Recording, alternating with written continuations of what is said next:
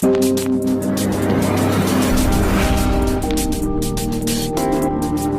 علماء کرام خصوصیت کے ساتھ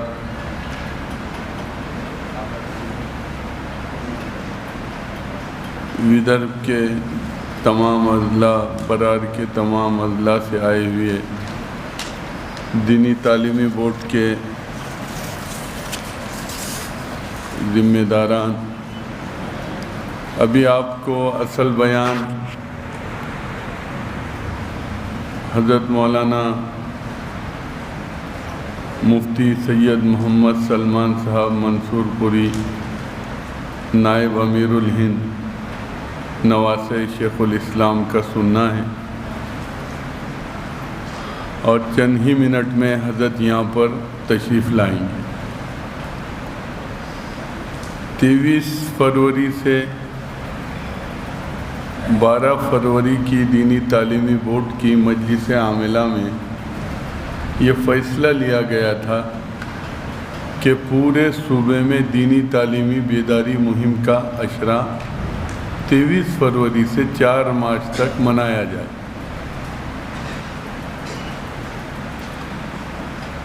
اس کے بعد یہ فیصلہ ہوا کہ بھئی اس کے اندر اور توسیع کی جائے، تو پھر اس کے اندر 5 دن اور اضافہ کیا گیا۔ اب جبکہ آل انڈیا دینی تعلیمی بورڈ کے جنرل سیکرٹری حضرت مولانا مفتی سلمان صاحب مدد اللہ العالی یہاں تشریف فرما ہیں، اور دینی تعلیمی بیداری مہم کیوں منائی گئی، اس کی ضرورت کیوں تھی، یہ ساری چیزیں آپ حضرات کے سامنے آ گئی۔ مولانا ابراہیم صاحب نے، اسی طریقے سے حضرت مولانا قاری شمس الحق صاحب نے، اور حضرت مولانا سلیم صاحب نے، سب نے آپ حضرات کے سامنے اس بات کو رکھا۔ اب ہمارے لیے حضرت مفتی صاحب کی بات جو آگے کے لیے ایک راستہ متعین کرے گی، تو ابھی تھوڑی دیر میں حضرت مفتی صاحب کی بات ہوگی۔ لیکن دینی تعلیمی بیداری مہم کا مین مقصد جو ہے، میں نے مہاراشٹر کے مختلف اضلاع اور مختلف تعلقہ جات 36 اضلاع میں سے 34 اضلاع میں مہم بہت مضبوطی کے ساتھ چلی، اور 365 تحصیل میں سے 319 تحصیلوں میں یہ مہم چلی، اور لگ بھگ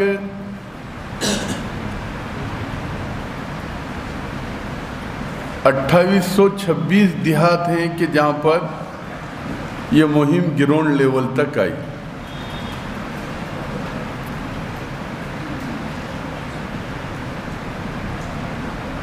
جتنی امید تھی اتنی کامیابی تو نہیں ملی، لیکن لاک ڈاؤن کے بعد جو ایک دم مایوسی چھائی ہوئی تھی اور بچوں کے اندر ایک تعلیم سے بیزارگی کا ماحول تھا، اس دینی تعلیمی بیداری مہم کے ذریعے بڑا فائدہ یہ ہوا کہ بچوں کے اندر تعلیمی بیداری مہم کا جوش پیدا ہو۔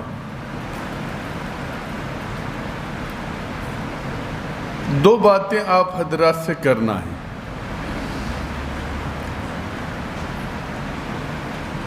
ہماری سوچ اور ہماری آئیڈیالوجی، جس کے اوپر مولانا ابراہیم صاحب نے تفصیل کے ساتھ آپ حضرات کے سامنے بات رکھی، کہ اگر ہم بنیادی طور پر اپنے ایمان عقیدے کی حفاظت چاہتے ہیں تو اس کا واحد راستہ اگر کوئی ہے تو وہ یہ ہے کہ دینی تعلیمی بیداری مہم. اب مہم تو ختم ہو رہی ہے. آج آپ نے تو فرض ادا کر دیا.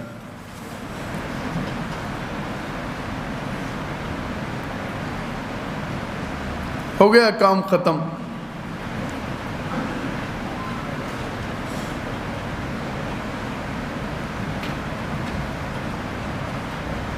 مہم کے بعد، اور مہم کا مطلب یہ ہوتا ہے کہ مہم جب ختم ہوتی ہے تو اس کے بعد کام شروع ہوتا ہے.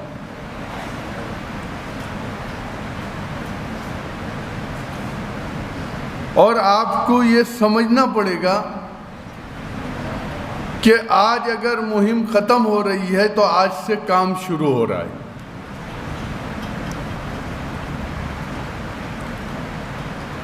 دیہات گاؤں جو صورتحال بنی ہوئی ہے،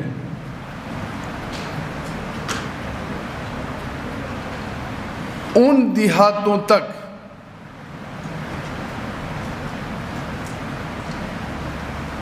ہم اس پیغام کو کیسے پہنچا سکے، اس کے اوپر ہم کو پوری جد و جہد کرنا ہے. چاہے ہم کو کتنی بھی پریشانی برداشت کرنا پڑے، کتنی بھی پریشانی برداشت کرنا پڑے، آپ کو آج یہ عہد کرنا ہے. دیکھیے کہ حالات کروٹ لیتے ہیں اور لے رہے ہیں. حالات سے مایوس ہونے کی کوئی ضرورت نہیں. وقتیہ طور پر ٹینشن ہوتا ہے، حالات کا اثر ہوتا ہے،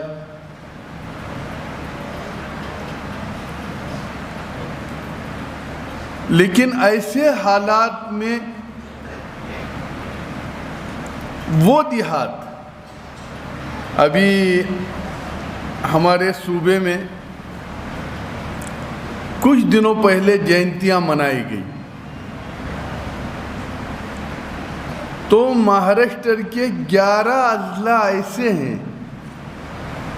کہ جہاں پر 9.5% مسلمانوں نے جینتیوں میں شرکت کی ہے. 9.5% 11 اضلاع میں. اب اس پہ مفتیان اکرام، بڑے بڑے علماء اکرام اس پہ آپ کو فتویٰ دیں گے اور اس کے سوال جواب ہوں گے. آج مجھے بھی لمبی چوڑی بات نہیں کرنا ہے، لیکن اگر ان کے ایمان اور عقیدے کی حفاظت اگر آپ نے نہیں کیے تو یاد رکھیے آنے والا وقت آپ کو معاف نہیں کرے گا. اس صورتحال پر ہم چل رہے ہیں. اس کا واحد حل اور واحد راستہ یہ ہے کہ ہم گاؤں دیہات پہنچ کر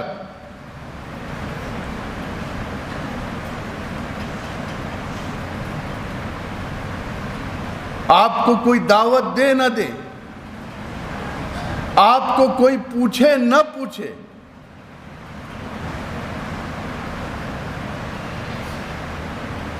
شیخ العربی والعجم شیخ الاسلام حضرت مولانا سید حسین احمد مدنی نور اللہ مرقدہ جیل میں تھے. حکیم الاسلام حضرت مولانا قاری طیب صاحب رحمۃ اللہ علیہ آپ سے ملاقات کے لیے جیل گئے. تو حضرت نے پوچھا، حضرت قاری طیب صاحب رحمۃ اللہ علیہ نے، کہ حضرت آج کل کیا مصروفیت چل رہی ہے؟ تو کہا جیل کی حضرت آپ کی مصروفیت کیا ہے، معاملات کیسے چل رہے ہیں؟ کہا کچھ نہیں، جیل کے اندر جو لوگ ہیں ان کو قاعدہ اور ناظرہ قرآن مجید پڑھا رہا ہوں۔ تو حضرت حکیم الاسلام رحمۃ اللہ علیہ نے کہا یہ تو خوب ترقی رہی، کہاں بخاری شریف اور کہاں قاعدہ؟ حضرت نے کہا ایک پڑھنے پڑھانے والے آدمی کے لیے کسی جگہ رہو اس کا کام پڑھنا پڑھانا ہے۔ اور یاد رکھیے اس دارالعلوم سونوری کے تاریخی مسجد میں کھڑے ہو کر کہہ رہا ہوں کہ علاقے میں ایک عالم رہتا تھا، ایک عالم، وہ ارتداد کا مقابلہ کرتا تھا، وہ قادیانیت کا مقابلہ کرتا تھا، وہ شکیلیت کا مقابلہ کرتا تھا، وہ عیسائیت کا مقابلہ کرتا تھا، وہ ہر باطل تحریک کا مقابلہ کرتا تھا۔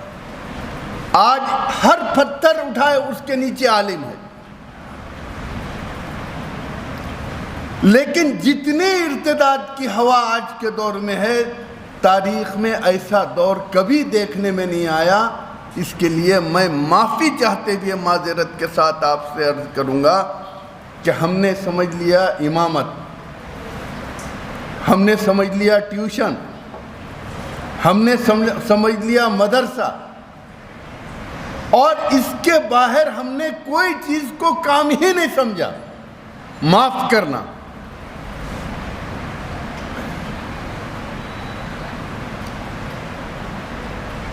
پورے علاقوں میں، میں ابھی احمد نگر میں تھا آج سے 2-4 دن پہلے،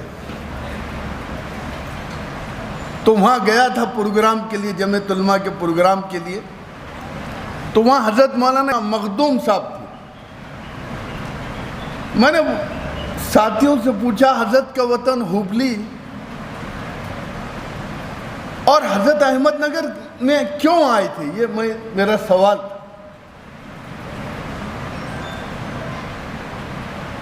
اور مولانا مخدوم صاحب حضرت مولانا مسیح اللہ خان صاحب رحمۃ اللہ علیہ کے خلیفہ تھے۔ شیخ نے ان کے حکم دیا جاؤ جا کر احمد نگر ضلع میں تم کو خدمت کرنا ہے۔ تو اس علاقے میں 60، یہ میرے اور آپ کے لیے بڑا خوشی کا وقت ہے کہ آپ کے اور ہمارے درمیان نواسہ شیخ الاسلام وعلیکم السلام حضرت مفتی صاحب مدد اللہ العالی تشریف لا چکے ہیں۔ وقت بھی اس کی اجازت نہیں دے رہا ہے، اس لیے میں آپ حضرات سے بات کو یہیں پر ختم کرتے ہوئے آپ حضرات سے یہ درخواست کروں گا کہ یہ جو ہمارا 5 ضلعوں کا سروے رپورٹ ہے، صرف 5 ضلعوں کا، جس کو مفتی روشن صاحب صدر دینی تعلیمی بورڈ مہاراشٹر پیش کریں گے، آج مہم ختم ہوئی اس پر نہیں رہنا، آج سے کام شروع ہو رہا، اس کا عہد کرنے کے لیے تیار ہیں؟ ہاتھ اٹھا کر بتاؤ۔